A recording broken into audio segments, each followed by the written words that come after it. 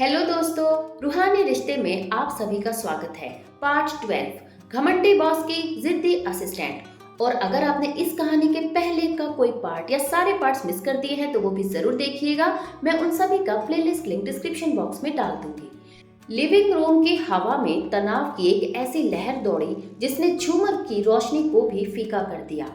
मालती का चेहरा गुस्से से तमतमा उठा। उसने हाथ में पकड़ी फाइलों को मेज पर इतनी जोर से पटका कि सन्नाटा चीख पड़ा।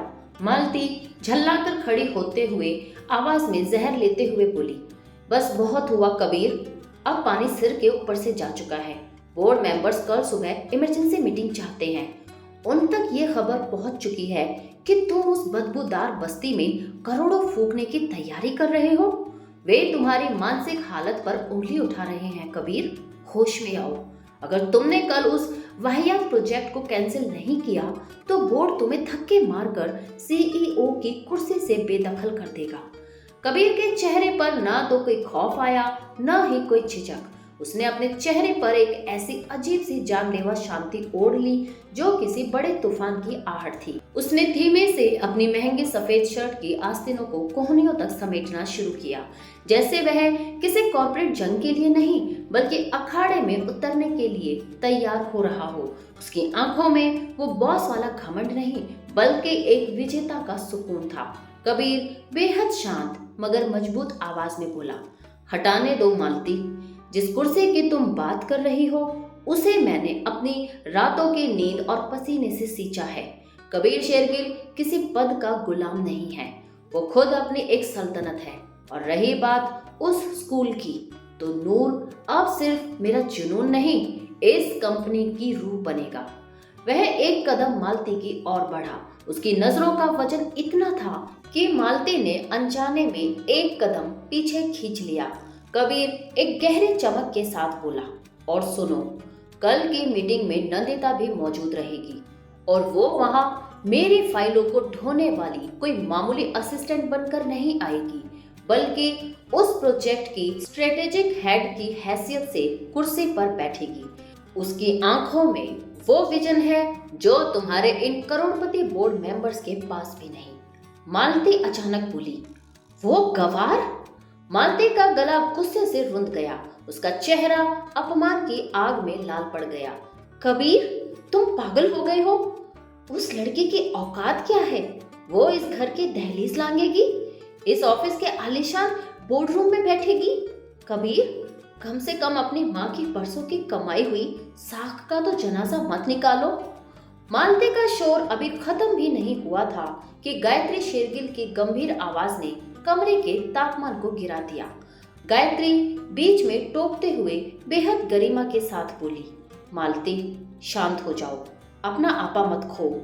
गायत्री जी सोफे से धीरे से उठी और कबीर के सामने आकर खड़ी हो गई। उनकी नजरों में अपने बेटे के लिए एक नई तरह की जिज्ञासा थी। गायत्री कबीर की आंखों में झांकते हुए बोली, कबीर, अगर तुम्हें उस लड़की पर इतना अटूट भरोसा है कि तुम अपनी कुर्सी दांव पर लगाने को तैयार हो तो मुझे भी उससे एक बार फिर मिलना है। कल उसे इसी घर में बुलाओ। मैं अपनी आंखों से देखना चाहती हूँ कि उस मिट्टी की महक वाली लड़की ने मेरे बेटे को ऐसा कौन सा इंसानियत का पाठ पढ़ाया है जो मैं इन आलीशान महलों में सालों की परवरिश के बाद भी नहीं पढ़ा पाई। मालती वहीं ठिठकी रह गई। उसे लगा था गायत्री जी आग बबूला होगी, पर यहाँ तो पासा ही पलट गया था। कबीर की आंखों में अपनी माँ के लिए सम्मान और बढ़ गया, जबकि मालती को महसूस हुआ कि उसके सत्ता के पैरों तले की जमीन खिसक रही है। मालती के चेहरे की हवाइयां उड़ रही थी। वह पत्थर की मूरत बनी कबीर और गायत्री जी को देख रही थी। उसे यकीन था कि गायत्री जी अपनी खानदानी रसूख की खातिर कबीर को डांटेगी, पर यहाँ तो ममता ने अहंकार के घुटने टिका दिए थे। कबीर की आंखों में अपनी माँ के प्रति श्रद्धा का एक नया सैलाब उमड़ पड़ा। उसने महसूस किया कि आज उसकी माँ ने सिर्फ कबीर का साथ नहीं दिया बल्कि उस इंसान को स्वीकार किया है जो कल रात उस बस्ती की मिट्टी में फिर से जन्मा था। धीरे धीरे वक्त का पहिया घूमा और रात के सन्नाटे ने शेरगिल विला को अपनी आगोश में ले लिया। घड़ी में रात के 11 बज रहे थे। कबीर अपने बेडरूम के बैल्कनी में अकेला खड़ा था। ठंडी हवा उसके चेहरे को छू रही थी, पर उसके सीने के भीतर एक अलग ही हलचल थी। आज उसके हाथ में महंगे क्रिस्टल स्कॉच का वो भारी ग्लास नहीं था जो अक्सर उसकी तन्हाइयों का साथी हुआ करता था। इसकी जगह आज उसके हाथ में एक साधारण सा रुमाल था, जिसमें लिपटी थी नंदिता की माँ की दी हुई वो गुड़ की रोटी। उसने उस ठंडी हो चुकी रोटी का एक छोटा सा टुकड़ा तोड़ा और जैसे ही उसे चखा, उसे महसूस हुआ कि दुनिया की सबसे महंगी डिश भी उस सादगी और ममता के स्वाद के आगे फीकी थी। उसके होठों पर एक ऐसी रूहानी मुस्कान खींच गई जो बरसों से उसके चेहरे से लापता थी। अचानक उसकी नजरें धुंधली हुई और दिमाग में एक मंजर कौंध गया। वो मनहूस दिन जब मालती ने नंदिता की माँ के फटे हुए झोले से वो पुश्तैनी कंगन खींचकर निकाला था। कबीर को याद आया कि उस वक्त वह कितना पथरीला और खामोश खड़ा था। उसने उस वक्त नंदिता की आंखों से बहते वो लाचारी के आंसू नहीं देखे थे। उसे तो बस उस कंगन की चमक और अपने खानदान की शान दिखाई दी थी। आज वही याद उसके सीने में नश्तर की तरह चुभ रही थी। उसने अपनी कांपती उंगलियों से फोन उठाया। पहले एक मैसेज टाइप किया, सो गई क्या? शहर की ये चकाचौंध लाइटें बहुत शोर करती हैं नंदिता। तुम्हारे उस सन्नाटे और रूहानी अंधेरे की बहुत याद आ रही है। मैसेज भेजने के बाद उसका दिल नहीं भरा। उसने कई बार नंबर डायल किया और काट दिया। धड़कनें इतनी तेज थी जैसे कोई बड़ी डील साइन करने जा रहा हो। आखिरकार उसने हिम्मत जुटाकर कॉल लगा ही दिया। उधर बस्ती में नंदिता अपनी कोठरी के बाहर एक पुरानी खाट पर बैठी थी। आसमां में चमकता चांद आज उसे पहले से कहीं ज्यादा अपना सा लग रहा था। तभी उसके फोन की स्क्रीन कबीर सर के नाम से जगमगा उठी। उसका दिल एक पल के लिए थमा। उसने गहरी सांस ली और फोन उठाया। कबीर आवाज में एक अजीब सा भारीपन और दर्द के साथ बोला, नंदिता सो गई क्या? नंदिता बेहद शांत मगर आवाज में एक गंभीरता लिए हुए बोली, नींद इतनी जल्दी कहाँ आती है सर, बस इस चांद को देख रही थी और सोच रही थी कि कैसे महज 24 घंटों में मेरी जिंदगी का पूरा आसमान ही बदल गया। थोड़ी देर बाद कबीर थोड़ा हिचकिचाते हुए बोला, नंदिता माँ तुमसे मिलना चाहती है। आज घर पर उन्होंने खुद तुम्हारा नाम लिया तो चाहती है कि कल तुम यहाँ शेरगिल विला आओ। वो तुमसे बात करना चाहती हैं। जैसे ही घर शब्द नंदिता के कानों में पड़ा, फोन की दूसरी तरफ एक गहरा और भारी सन्नाटा छा गया। नंदिता को लगा जैसे किसी ने उसके पुराने जख्मों पर नमक छिड़क दिया हो। उसकी आंखों के सामने वही कोलाहल, वही इल्जाम और वही अपमानजनक चेहरा नाचने लगा। नंदिता धीमी मगर चट्टान जैसी मजबूत आवाज में बोली, खैर सर, क्या वाकई भूल गई? मैंने उस दिन उस दहलीज को छोड़ते वक्त कसम खाई थी कि दोबारा उस चौखट पर कदम नहीं रखूंगी। जिस घर की दीवारों ने मेरी माँ की उम्र भर की ईमानदारी को पल भर में चोरी का नाम दे दिया, वहां मैं दोबारा मेहमान बनकर कैसे आ सकती हूँ? भले ही आज आपने माफी मांग ली हो सर, पर उस घर की हवाओं में आज भी वही कड़वाहट और वो चुभता हुआ तिरस्कार खुला हुआ है। कबीर निशब्द रह गया। उसे एहसास हुआ कि उसने नंदिता को बुलाकर शायद उसके आत्मसम्मान की उस आग को दोबारा हवा दे दी जो अभी ठंडी भी नहीं हुई थी। कबीर ने बिना कुछ कहे धीरे से फोन काट दिया। वह अपने बालकनी की रेलिंग को कसकर थामे अंधेरे में घूरता रहा। उसे समझ आ गया था कि शेरगिल विला की ऊंची दीवारें और वहां का वैभव नंदिता के स्वाभिमान के आगे बहुत बोना है। अगर आज वह हार मान लेता तो मालती का वो जहरीला तंज जीत जाता।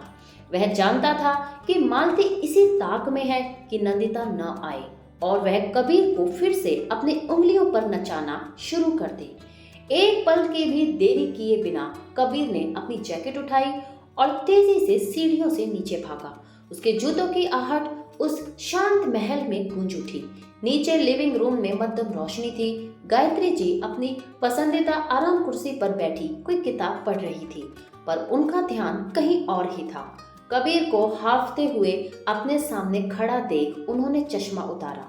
कबीर भारी आवाज में, आंखों में एक अजीब सी बेबसी लेकर बोला, माँ, वो नहीं आएगी। और सच तो ये है कि उसके पास न आने की एक बहुत मजबूत वजह है। जिस घर की चौखट ने उसकी माँ के चरित्र पर चोर होने की मुहर लगा दी हो, वह लड़की दोबारा उस जख्म को कुरेदने यहाँ क्यों आई? गायत्री जी खामोश रही। उनके चेहरे पर हल्की सी शिकन उभरी, जैसे वे खुद भी उस दिन के अपने फैसले पर शर्मिंदा हो। गायत्री बेहद शांत और ठहराव भरे लहजे में बोली, तो तुम क्या चाहते हो कबीर? क्या मैं हार मान लूं? कबीर अपनी माँ के घुटनों के पास बैठ गया। आज उस बिजनेस टाइकून का सारा गुरूर कहीं खो गया था। वहां सिर्फ एक बेटा था जो अपनी रूह के सुकून की भीख मांग रहा था। उसने माँ का हाथ अपने हाथों में लिया। कबीर धीमी और भावुक आवाज में बोला, माँ, अगर आप सच में उस नूर को देखना चाहती हैं जिसने आपके बेटे की अंधेरी दुनिया को रोशन किया है, तो आपको अपने इस हवेली के आलीशान दरवाजों से बाहर निकलना होगा। आपको कल मेरे साथ उसी धूल भरी बस्ती में चलना होगा, जहां कोई नौकर चाकर नहीं होंगे, कोई दिखावा नहीं होगा। आपको उसी कच्ची जमीन पर उसी सादगी के साथ उससे बात करनी होगी। माँ, क्या आप शेरगिल खानदान की मालकिन नहीं, बल्कि सिर्फ एक आम माँ बनकर मेरे साथ चलेंगी? गायत्री जी ने कबीर की आंखों में झांका। उन्होंने आज तक कबीर की आंखों में करोड़ों की डील्स के लिए जुनून देखा था, कड़क मिजाज देखा था, पर ऐसी गहरी तड़प पहली बार देखी थी। उन्हें समझ आ गया कि मामला सिर्फ एक स्कूल या असिस्टेंट का नहीं है। बात कबीर के अस्तित्व और उसके वजूद के अधूरेपन को मिटाने की है। उन्होंने कबीर के सिर पर हाथ फेरा और उनके चेहरे पर एक गौरवपूर्ण मुस्कान खिल गई। गायत्री जी बोली, ठीक है कबीर, अगर मेरी एक छोटी सी कोशिश और एक माफी से मेरे बेटे को उसका खोया हुआ चैन और उसकी खुशियां वापस मिल सकती हैं, तो मुझे मंजूर है। कल सुबह हम बस्ती जाएंगे।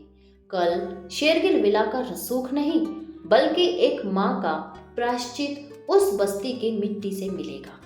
कबीर ने राहत की एक लंबी सांस ली। उसे ऐसा लगा जैसे उसके सीने पर रखा बरसों पुराना बोझ उतर गया हो। लेकिन वह यह नहीं जानता था कि अगली सुबह जब शेरगिल विला की गाड़ी उस बस्ती में दाखिल होगी, तो मालती के बिछाए हुए कांटों का असली खेल अभी शुरू होना बाकी था। सुबह की वह पहली किरण आज कुछ ही अलग से संदेश लेकर आई थी। सुनहरी रोशनी जब बस्ती की उड़ती हुई धूल से टकराई तो ऐसा लगा मानो जमीन पर सितारे बिछ गए हों। तभी सन्नाटे को चीरती हुई कबीर की गाड़ी वहां आकर रुकी। जब गाड़ी का दरवाजा खुला और गायत्री शेरगिल ने अपने नकाशीदार सैंडल उस कच्ची ऊबड़ खाबड़ जमीन पर रखे, तो पूरी बस्ती की सांसें जैसे गले में अटक गई। लोग अपने काम छोड़कर पत्थर की मूरत बन गई। शहर की सबसे रसूखदार महिला आज उनकी इन तंग गलियों में खड़ी थी। नंदिता भी अपनी कोठरी के बाहर मिट्टी का घड़ा लिए खड़ी थी। उसे अपनी आंखों पर यकीन नहीं हुआ। उसे लगा था कि कबीर की बातें शायद सिर्फ एक कोशिश मात्र थी, पर गायत्री जी का स्वयं यहाँ आना उसके हर अनुमान से परे था। नंदिता के चेहरे पर गुस्सा तो नहीं था, पर एक गहरा अचरज और विस्मय साफ झलक रहा था। उसे याद आया कि कैसे कंगन वाली उस मनोज दोपहर में मालती ने जहर घोला था और कैसे कबीर की चुप्पी ने उसके स्वाभिमान की धज्जियां उड़ाई थी। पर आज कबीर की उसी खामोशी का प्रायश्चित करने के लिए अपनी माँ को यहाँ ले आना नंदिता के दिल के किसी बंद परत को धीरे से छू गया। नंदिता धीमी और संभली हुई आवाज में, जिसमें सम्मान और हैरानी दोनों थी, वो बोली, माँ जी, आप यहाँ? सर ने कल फोन पर कहा था कि आप मिलना चाहती हैं, पर मैंने कभी सपने में भी नहीं सोचा था कि आप इस चिलचिलाती धूप और धूल को पार कर हम तक पहुंचेंगी। गायत्री जी ने बिना कुछ कहे नंदिता के पास कदम बढ़ा दिए। उन्होंने बड़े ही अपनेपन से नंदिता के कांपते कंधे पर हाथ रखा। उनकी आंखों में आज वो शेरगिल खानदान की मालकिन वाली ठसक नहीं थी, बल्कि एक ऐसी ममता थी जो मालती के बुने हुए जहरीले जाल को काट कर बाहर निकल आई थी। गायत्री नंदिता की आंखों में देखते हुए बोली, नंदिता, रास्ता लंबा जरूर था पर यह मंजिल बहुत खूबसूरत है। तुमने कबीर को बदला है बेटा। तुमने मेरे उस पत्थर जैसे बेटे के सीने में फिर से धड़कनें पैदा की हैं। जिस लड़की ने मेरे बच्चे को इंसान बना दिया, उससे मिलने के लिए तो ये धूल और गर्मी बहुत छोटी चीज है। मैं उस कंगन वाली बात के लिए तुमसे और तुम्हारी माँ से रूबरू बात करना चाहती हूँ। मालती ने जो किया वो नीचता थी और मेरा चुप रहना मेरी कमजोरी। उसके लिए आज एक माँ का सिर तुम्हारे सामने झुका हुआ है। नंदिता की आंखों के कोने गीले हो गए। अभी जज्बात अपनी जगह बना ही रहे थे कि अचानक बस्ती के मुहाने पर 3-4 काली गाड़ियां तेज रफ्तार से आकर रुकी, जैसे कोई काली घटा छा गई हो। गाड़ियों के टायरों से उड़ा धूल का गुब्बार अभी शांत भी नहीं हुआ था कि उनमें से सूट बूट पहने कई बोर्ड मेंबर्स नीचे उतरे। उनके बीच खड़ी थी मालती। उसकी आंखों में एक ऐसी शैतानी चमक थी जैसे उसने कबीर की बर्बादी का पूरा खाका तैयार कर लिया हो। बोर्ड के सामने पुराने और कट्टर मेंबर्स मिस्टर खन्ना ने अपनी सोने की नक्काशी वाली ऐनक ठीक की और चारों तरफ नफरत भरी नजरों से देखा, जैसे यहाँ की हवा उनके फेफड़ों को गंदा कर रही हो। उनके हाथ में कंपनी की वो भारी भरकम बैलेंस शीट थी जो भावनाओं को नहीं सिर्फ अंकों को पहचानती थी। मिस्टर खन्ना अपनी कड़क और भारी आवाज से सन्नाटे को चीरते हुए बोले, कबीर शेरगिल, ये क्या बचकाना मजाक चल रहा है?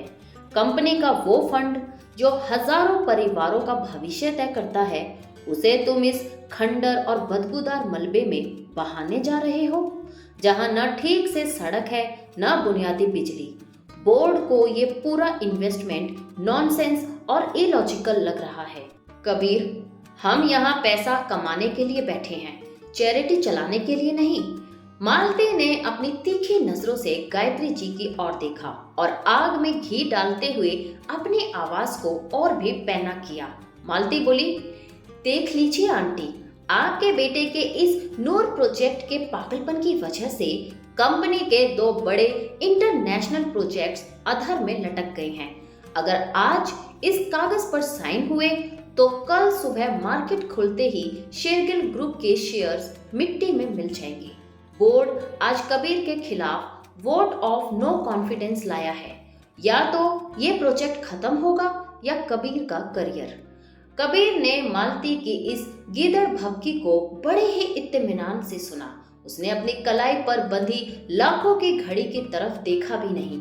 उसने बहुत ही सधे हुए अंदाज में अपनी शर्ट के कब्ज को धीरे धीरे खोला और अपनी बाहों को ऊपर की ओर मोड़ दिया, मानो वह दफ्तर की राजनीति से बाहर निकलकर असलियत की जंग लड़ने के लिए पूरी तरह से तैयार हो।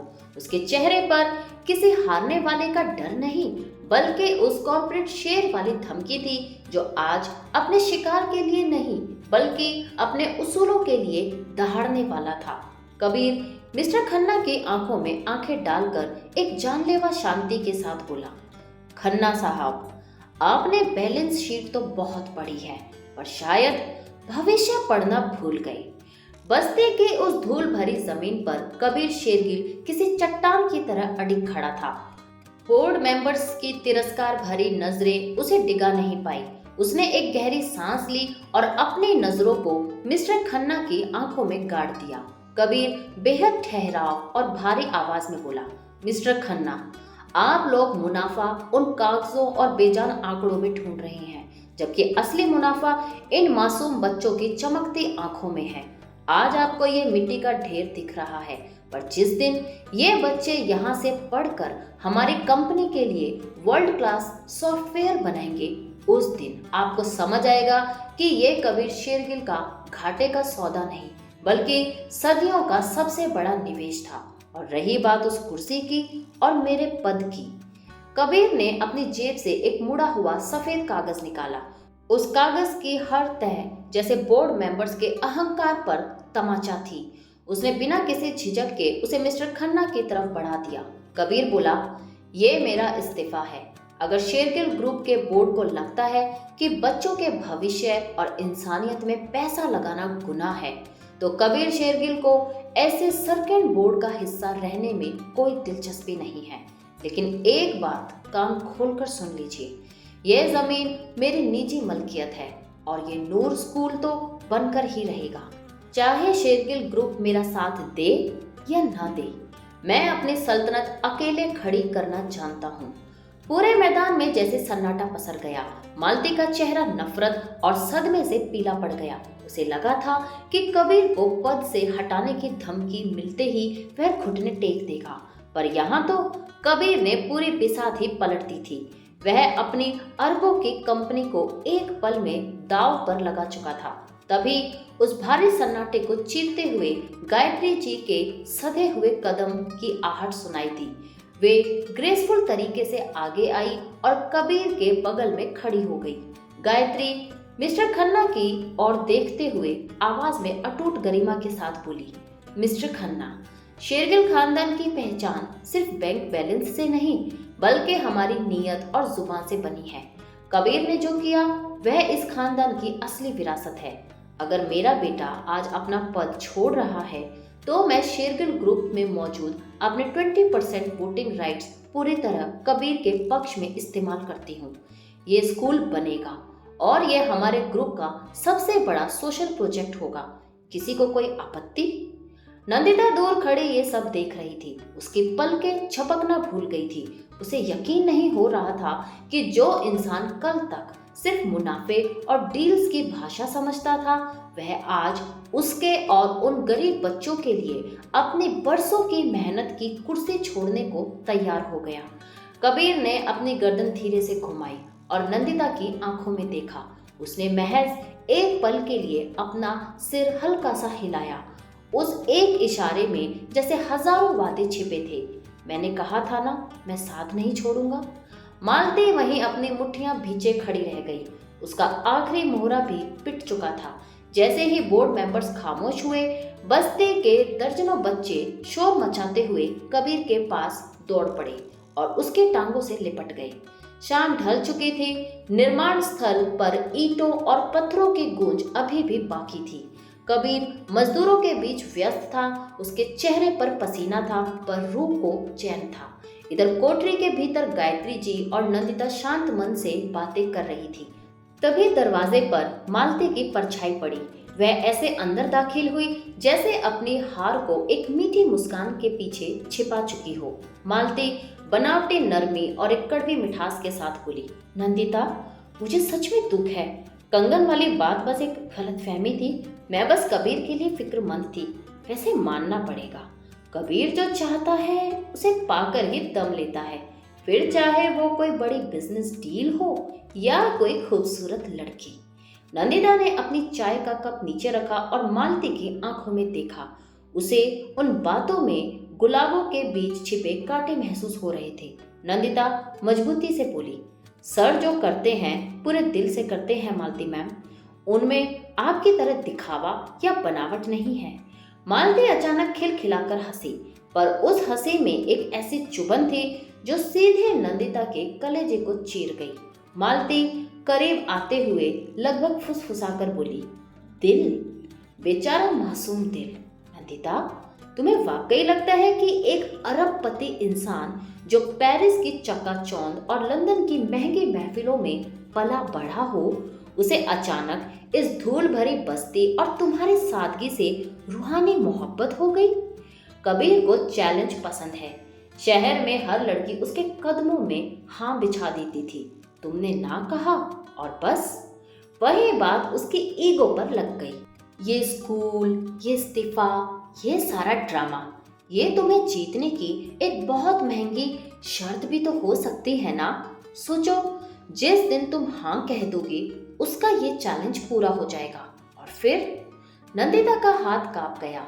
मालती ने ठीक उसी दुखती रग पर वार किया था जहां नंदिता का पुराना खौफ और अमीर गरीब का अंतर हमेशा उसे डराता था। क्या वाकई ये सब महज एक जिद थी? मालती के उन जहरीले लफ्जों ने नंदिता के जहन में शक का एक ऐसा बीज बो दिया था जिसकी जड़ें उसके बरसों पुराने डर से जुड़ी थी। कोठरी के भीतर का सन्नाटा उसे काटने को दौड़ रहा था। मालती तो अपनी चाल चलकर बाहर निकल गई, पर नंदिता के भीतर एक तूफान उठ खड़ा हुआ। उसे अपनी सादगी और कबीर की रईसी के बीच की वह गहरी खाई अब और भी डरावनी लगने लगी।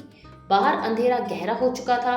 इसी उधेड़पुन में वह हाथ में लालटेन लेकर कोठरी से बाहर निकली, ताकि रात की ठंडी हवा उसके दिमाग के इस शोर को कुछ कम कर सके। बस्ती की वह कच्ची पगडंडी रात के सन्नाटे में डूबी थी। कबीर वहीं कुछ दूरी पर टहल रहा था। आज उसकी चाल में एक अजब सी ऊर्जा थी, एक ऐसी जीत का एहसास था जो हजारों करोड़ की डील साइन करके भी उसे कभी नहीं मिला था। वह बार बार मुड़कर नंदिता की कोठरी की ओर देख रहा था, जैसे किसी कीमती अमानत की पहरेदारी कर रहा हो। उसे लग रहा था कि आज माँ का हाथ थामकर इस बस्ती में आना और बोर्ड के सामने अपना सब कुछ दांव पर लगा देना उसकी मोहब्बत की सबसे बड़ी गवाही है। उसे उम्मीद थी कि अब नंदिता के दिल के दरवाजे उसके लिए पूरी तरह खुल जाएंगे। तभी उसकी नजर लालटेन की मध्यम रोशनी पर पड़ी। नंदिता बाहर आ रही थी। लालटेन की कांपती लौ में उसकी परछाई जमीन पर लंबी और उदासी खींच रही थी। कबीर के चेहरे पर एक बेसाखत मुस्कान दौड़ गई। वह तेजी से डग भरता हुआ उसके पास पहुंचा। कबीर बेहद उत्साह और अपनेपन के साथ बोला, नंदिता, तुम अभी भी जागी हो? जानती हो आज मुझे कितनी गहरी नींद आने वाली है? माँ का चेहरा देखा था तुमने? वह कितनी खुश थी। उन्होंने तुम्हारी सादगी की तारीफ की। अब बस कुछ ही दिनों की बात है, जैसे ही ये स्कूल खड़ा होगा हमारी एक नई दुनिया शुरू होगी और फिर हम। कबीर अपनी भावनाओं के सैलाब में बह रहा था, पर नंदिता की खामोशी और उसके चेहरे का पथरीलापन देखकर उसके शब्द अचानक उसके गले में ही अटक गए। नंदिता उसके बात काटते हुए आवाज में बर्फ जैसी ठंडक लेकर बोली, और हम क्या सर? ये हम शब्द आपकी जबान पर जितना आसान लगता है, मेरी दुनिया में उतना ही नामुमकिन है।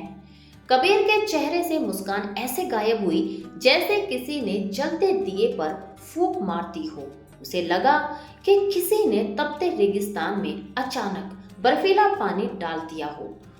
कबीर हैरानी से बोला, नंदिता, ये अचानक तुम्हें क्या हुआ? आज तो हमारी जीत का दिन था, क्या अब भी तुम्हें मेरी नीयत पर शक हो रहा है? नंदिता ने लालटेन को थोड़ा ऊंचा किया। रोशनी उसके चेहरे पर पड़ी, जहां आज यकीन की जगह कड़वाहट और खौफ ने ले ली थी। मालते की बातें उसके कानों में हथौड़े की तरह गूंज रही थी। नंदिता सीधे कबीर की आंखों में देखते हुए बोली, शक नहीं सर, अब डर लग रहा है। मुझे डर लग रहा है कि कहीं ये सब आपका वो अहंकार तो नहीं जिसे किसी गरीब लड़की ने ना कहने की हिम्मत कर दी थी। क्या ये स्कूल, ये इस्तीफा और ये प्यार सिर्फ उस चैलेंज को जीतने का हिस्सा तो नहीं जो आपने खुद से या अपनी रईस दुनिया से किया है? कबीर का चेहरा सफेद पड़ गया। उसे अपने कानों पर यकीन नहीं हुआ कि जो नंदिता कल उसकी धड़कनों को महसूस कर रही थी, वह आज उसके चरित्र पर सवाल उठा रही है। कबीर गहरी और कांपती आवाज में बोला, तुम्हें सच में लगता है कि मैं अपनी माँ को यहाँ सिर्फ एक ड्रामा करने के लिए लाया हूँ? नंदिता, मैंने अपना सब कुछ दांव पर लगा दिया है, तुम्हारे और इन बच्चों के लिए। नंदिता पीछे हटते हुए बोली, यही तो डर है सर। शहर के अमीर लोग जब अपनी कांच की इमारतों में बोर हो जाते हैं तो वो मनोरंजन के लिए हम जैसे लोगों की बस्तियों में आते हैं। थोड़े दिन हमारी सादगी से दिल बहलाते हैं, हमारी गरीबी को अपना जुनून बनाते हैं, पर जैसे ही वो जुनून ठंडा पड़ता है वो वापस अपनी चकाचौंध वाली दुनिया में लौट जाते हैं। तब इन बच्चों का क्या होगा और मेरा क्या होगा? मैं एक खिलौना बनकर टूटना नहीं चाहती। कबीर ने तड़प कर उसका हाथ थामने की कोशिश की।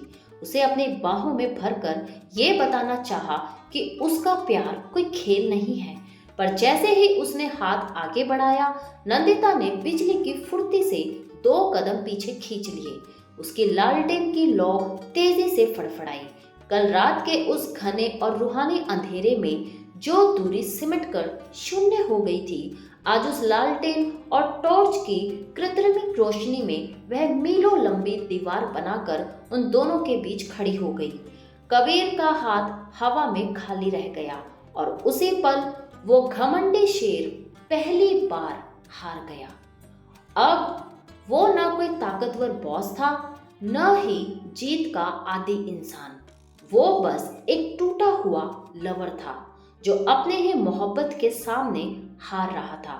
और नंदिता मुड़कर तेजी से अंधेरे की ओर बढ़ गई, अपनी उन यादों और डर को समेटे हुए जिन्हें कबीर ने बड़ी मुश्किलों से सुलाया था। शाम की ढलती हुई सिंदूरी लाली अब धीरे धीरे राख के रंग में बदल रही थी। आसमां का वह गहरा नीलापन बस्ती की उदास फिजाओं में मिल गया था। दूर स्कूल के निर्माणाधीन साइट पर मजदूरों के औजारों की आवाजें धीमी पड़ रही थी। कबीर वहीं खड़ा था, उसके सफेद कमीज की आस्तीनें कोहनियों तक मुड़ी हुई थी, गर्दन पर पसीने की बूंदें चमक रही थी और आंखों में एक ऐसी थकी हुई मगर सुकून भरी चमक थी जैसे वह अपने सपनों की इमारत को अपनी रूह से सींच रहा हो। उधर बस्ती की संकरी गली के कोने में जहां बरसों पुराना नीम का पेड़ खड़ा था, मालती किसी साई की तरह खड़ी थी। उसने अपने हाथ में एक बेहद कीमती रेशमी रुमाल ले रखा था जिसे वह अपनी नाक को ढक रही थी, मानो इस मिट्टी और पसीने की महक उसकी क्लास के लिए कोई जहर हो। तभी वहां से नंदिता गुजरी, उसके हाथ में मिट्टी का एक सादा सा लोटा था। मालती आवाज में बनावटी हमदर्दी का लेप लगाकर बोली, नंदिता रुक सकती हो एक पल? वैसे तो मुझे तुम्हारी फिक्र करने की रत्ती भर भी जरूरत नहीं है, पर तुम्हारी ये मासूम सादगी देखकर रहा नहीं गया बेचारी। नंदिता के कदम ठिठक गए। उसने अपनी उन बड़ी और पारदर्शी आंखों से मालती को देखा जिनमें इस वक्त हैरानी से ज्यादा अविश्वास था। नंदिता ठहरे हुए लहजे में बोली, कहिए मालती मैम, वैसे आप जैसी शहर की बड़ी हस्ती जिसके पास मिनटों का हिसाब करोड़ों में होता है, उसने मुझ जैसी मामूली लड़की के लिए इतना वक्त कैसे निकाल लिया? मालती एक कदम और करीब आई। उसके महंगे फ्रेंच परफ्यूम की तेज और तीखी खुशबू ने उस नीम के पेड़ की सौंधी और कुदरती महक का गला घोट दिया। उसने बड़े ही सलीके से अपना आईफोन निकाला और एक ऑडियो फाइल पर क्लिक कर दिया। ऑडियो में कबीर की वही जानी पहचानी गहरी आवाज जिसे बड़ी सफाई से एडिट किया गया था।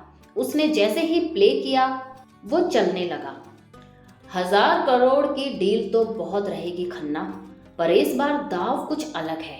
वो लड़की, वो नंदिता खुद को बहुत बड़ी चीज समझती है ना।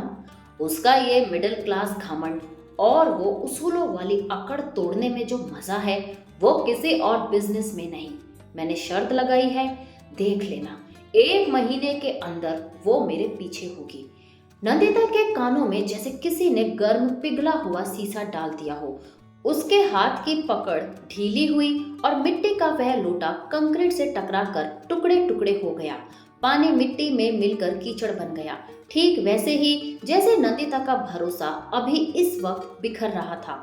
कबीर की वह मखमली आवाज, वही बेबाक अंदाज, पर शब्द इतने गंदे और जहरीले। मालती फोन को धीरे से अपनी पॉकेट में सरकाते हुए बोली, शौक लगा? कबीर शेरगिल वो खिलाड़ी है नंदिता जो कभी हारना नहीं जानता।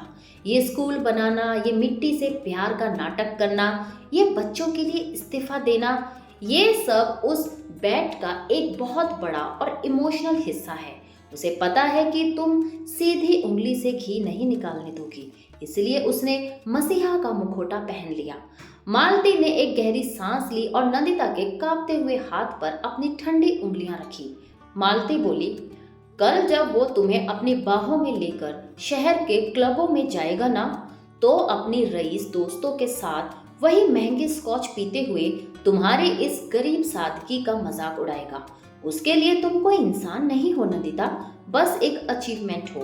नंदिता की आंखों में आंसू नहीं आए, उसकी आंखें पथरा गई थी। एक सर्द खामोशी ने उसे अपने आगोश में ले लिया था। कल रात जब उसने अंधेरे में कबीर के दिल की धड़कनें सुनी थी तो उसे लगा था कि वह एक पवित्र इबादत सुन रही है, पर आज उसे समझ आया कि वह तो महज एक शिकारी की चाल थी। उसका वह यकीन जो बड़ी मुश्किल से जागा था, एक पल में कांच के खिलौने की तरह टूटकर चकनाचूर हो गया। नंदिता ने बिना एक शब्द कहे अपना हाथ मालती की पकड़ से छुड़ाया और मुड़कर बड़ी तेजी से अपनी कोठरी की ओर बढ़ गई। उसी वक्त थोड़ी दूरी पर खड़ा कबीर अनजाने में आसमां की ओर देख रहा था। आज अजीब सा खालीपन था, जैसे कुछ छूट रहा हो, बिना दिखे बिना समझे। उसने आंखें बंद की और पहली बार उसे अपनी ही मोहब्बत कमजोर लगने लगी। मालती ने अपनी जीत पर एक शैतानी मुस्कान दी और अपने फोन को पॉकेट में सरकाते हुए अपनी गाड़ी की तरफ बढ़ी। उसे पता था कि उसने नंदिता के स्वाभिमान की उस आग को भड़का दिया है जो अब कबीर के जुनून को जलाकर राख कर देगी, जिस यकीन को उसने बड़ी मुश्किल से जिया था। आज उसी आवाज ने उसे अंदर ही अंदर खामोश कर दिया। भाग 13 कल आएगा, जरूर देखिएगा। पूरी कहानी देखने के लिए तहे दिल से धन्यवाद। कहानियाँ पसंद आती हैं तो प्लीज अपने चैनल रूहानी रिश्ते को सब्सक्राइब जरूर करें और साथ ही बेल आइकन को भी जरूर दबाएं, ताकि आपसे कोई भी कहानी का एहसास या शॉर्ट छूट ना पाए। मैं हूँ आपके अपनी कहानीकार रूहानी रिश्ते से, हर एहसास, हर रिश्ते, हर कहानी में आपके साथ। धन्यवाद।